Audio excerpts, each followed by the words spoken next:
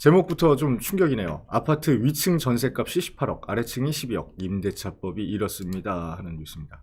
자, 이 내용 뻔하잖아. 네, 그냥 뭐 왜 그런지 다 아실 거예요. 네. 이런 뉴스 나오면은 아이고 또 이 얘기구나 또 하시는 이 내용이 또 나옵니다. 계속해서 리바이벌이에요. 항상 저희가 우려했었던 부분 한번 잠깐만 내려봐 네. 보자고 내려보자고요. 그래 이제 음아파트 같은 경우 되게 이제 저렴하게 이제 전세가 공급됐던 대치동에서는 유일한 오래된 이제 아파트였어요. 기본적으로 한 5억대 전세가 있던 게 지금 10억인데 자, 그러니까 결국은 그거잖아. 우리가 계약갱신 청구권을 쓴 친구들, 쓴 주택 같은 경우에는 지금 4억에서 5억대 네. 정도의 전세가를 있지만, 새로 전세가 들어간 것들은 지금 10억이다. 그렇죠. 그럼 결국은, 이제 계약갱신 청구권 쓴 4억에서 5억대 전세 계신 분들이, 나중에 2년 후에는, 그렇죠. 불안한 최소한 또 10억 이상에 대한 전세금을 내야지만 가능할 수밖에 없는, 진짜 이거 뭐, 이게 예고잖아요. 예고지. 예. 아, 2년 있다가 이제 10억이구나.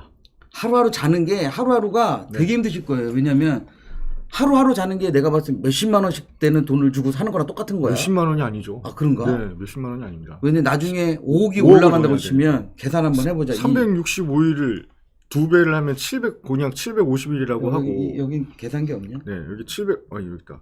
750일이라고 대충 하고. 그래. 나는 이거를 5억을 750으로 나누잖아요.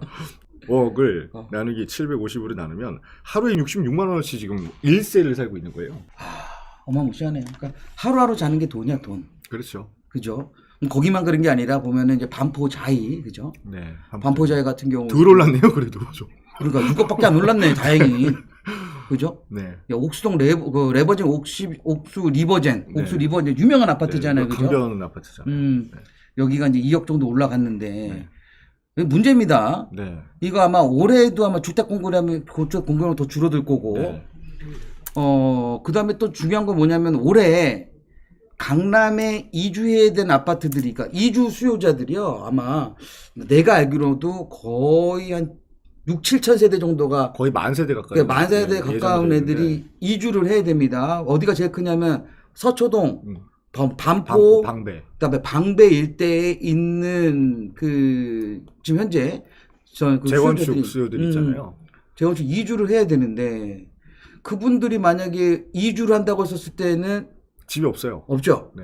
그러니까 예를 들어서 예전에 어디에 송파에 헬리오시티. 헬리오시티 네, 처음에 시험 그 전에 가락시형이었었을 때 그 사람들이 이주 수요자 때문에 어디까지 전세값이나 집값이 올랐냐면 경기도 광주 오포 있죠, 오포. 네, 맞습니다. 오포까지도 막 금액이 계속 올라갔었거든요.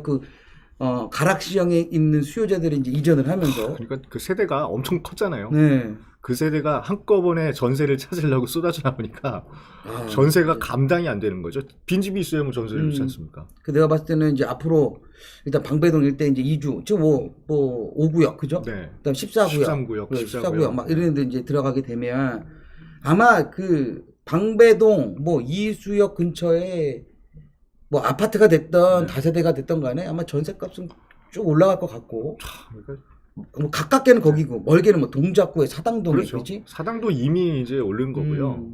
강남 일대 웬만한 관악구까지 상도동까지 막 계속 넘어가겠죠. 그러네. 그럼 그것도 문제인데 이런 또 계약갱신 청구권 때문에 아파트들의 금액이 전세값이 이렇게 올라가져 있다. 참 웃기는 거죠. 이게 실수고요. 이게 허수입니다. 이게 허수예요, 지금. 기존에 이게 허수가 아니라 그러니까 세상에 어떻게 5억 4,500짜리 7억 8천에 들어갈 수가 있어가 아니라 세상에 어떻게 7억 8천짜리 전세를 5억 4,500에 살고 있지라는 거예요. 그분은 2년 동안은 행복할 수 있다고 생각할 수 있지만 그렇죠. 아까 우리가 계산한 대로 네. 하루에 몇백만 원씩 주고 사는 겁니다. 이제 음아파트 진짜 이거 연장해서 다시 하려면 이거 집 사는 돈 5억이 필요한 거거든요. 전세 하려면. 이거 어떻게 모으십니까? 참. 그러니까요. 그 내용이 이 내용인 것 같아요. 세입자들은 죽어나는 겁니다. 진짜. 네. 고종환 대표님께서 근데 맞는 말씀 하셨어요. 당장 시세보다 싸게 재계약을 맺은 세입자가 박수 칠 게 아니라 전세 인상률이 이제 한 번밖에 계약갱신 청구를 못하기 때문에 상한이 없어지는 2년 뒤에는 이제 밀려날 거다. 내가 살던 집에서 그렇지. 쫓겨날 거다. 근데 아까 보시면 아시겠지만 대치동에 사시는 분이 옥수동에도 못 갑니다. 네. 왜냐면 지금 전세 4, 5억 주고 사시는 분이 지금도 옥수동 걸려면 아까 보던 7, 8억이잖아. 네. 그러면 옥수동도 못 가는 거예요. 그럼 더 밀려나가고 네. 또 거기 살던 사람들도 또 딴 데로 또 밀려나가야 되는 상황이 곧 생길 것이다. 네이버 부동산 뭐 간단하게 보셔도요. 이 시세표 같은 거 보잖아요. 매매가 나와 있는 물량은 되게 많게 보입니다. 전세는 거의 없어요. 구하는 사람도 없고. 그리고 왜냐면 또 월세가 너무 좀 요즘에 이제 워낙 이제 세금이 올라간다고 월세로 많이 전환을 하셔가지고 나 저번에 봤더니 우리 그때 손님 얘기했잖아. 네. 월세 900을 냈는데 900이 나갔습니다. 계약이 됐어요. 강남에 있는 아파트긴 한데 신축 아파트긴 한데 월세가 900만 원인데 그게 바로 계약이 된 거야. 대단하다. 얼마를 소득을 보시길래 월세 900만 원? 내가 봤을 때는 900 한 30만 원 정도 보시는데 30만 원 가지고 뭐 새로 생기는 게 있으시겠지. 네. 보통 이제 강남에 병원 하시는 분들이 봤더니 뭐 그냥 일반 병원 하시는 분들이 뭐 한 달 몇 억 보시는 분들 꽤 많이 있으시더라고요. 그분들은 진짜 차원이 다른 게요. 한 달에 광고비만 3, 4천만 원 우습게 그냥 지불하시는 분들이 한 뭐 5천만 원, 6천만 원, 1억까지도 광고비를 지출하시는 분들이니까. 그러니까 한 달에 수입이 한 2, 3억씩 되시는 분들은 사실 집에 대한 욕심보다는 그냥 집이랑 가까운 쪽을 그렇죠. 원하시는 분들. 뭐 렌트고 뭐고 상관은 없고 집 살려면 언제든지 살 수 있는데 그냥 가까우니까. 그러니까 네. 우리 방송 보시는 분들도 올해는 돈 많이 버셔가지고 네, 다들 굳이 집 안 사더라도 네. 내가 한 달에 월세 몇 천만 원씩 주더라도 네. 살 수 있게 돈 많이 버셨으면 좋겠습니다. 파이프라인을 꼭 마련하시는 한 해가 되시길 바라겠습니다. 그래요. 근데 이거 좀 웃기게 밑에 보면 또 정부 여당은 재계약 늘었다며 긍정 효과만 부각한다. 아우 진짜 속이 갑자기 저 갑자기 꾸르륵 소리가 나면서 속이 좀 안 좋네요. 임대차 3법에 긍정적 효과가 나타나고 있다고 평가했다. 이게 평가가 가능한지 모르겠는데 네, 전월세 갱신율이 73.3%다. 이게 73.3% 물량이 이제 내후년에 쏟아져 나오면은 이 사람들은 이제 뭐 진짜 뒤통수를 한 대 때려 맞는 그런 충격이 있겠네요. 난 무섭다 솔직히. 네, 진짜 무서워요. 집값 또 오를 것 같기도 하고.